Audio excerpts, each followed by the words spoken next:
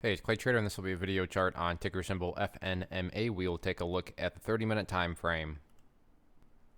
Real quick, what do I mean by 30-minute in case maybe you're new to charts? Instead of each one of these candlesticks representing 1 day's worth of price action, which is what you would normally see, each one represents 30 minutes. While this may look like a few weeks worth of time right there, it's actually just the past few days broken down into 30-minute time slices. I've been doing this analysis on a very routine basis. I did it on Friday and then yesterday, and want to keep things updated here.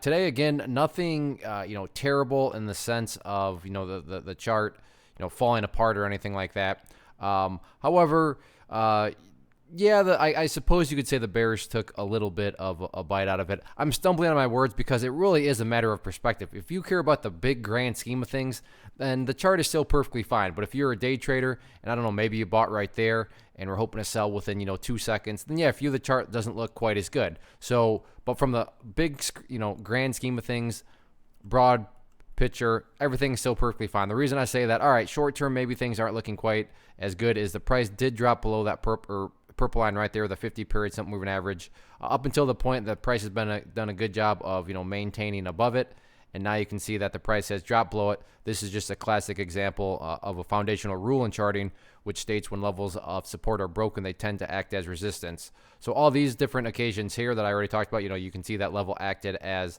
support. However, now that the price has dropped below it right there, you can see that the opposite end of the coin is now taking place, where that level is now acting as resistance.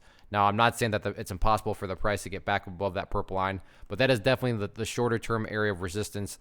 And yeah, I've been talking about 325 quite a bit, but now before 325 should even be discussed, top priority and the first initial move that needs to be made is for the bulls to get back up above that purple line right there. Again, the 50 period simple moving average. Given the price has now fallen below that level of support, the 50 period, I do want to add in one more area just in case a bigger pullback happens.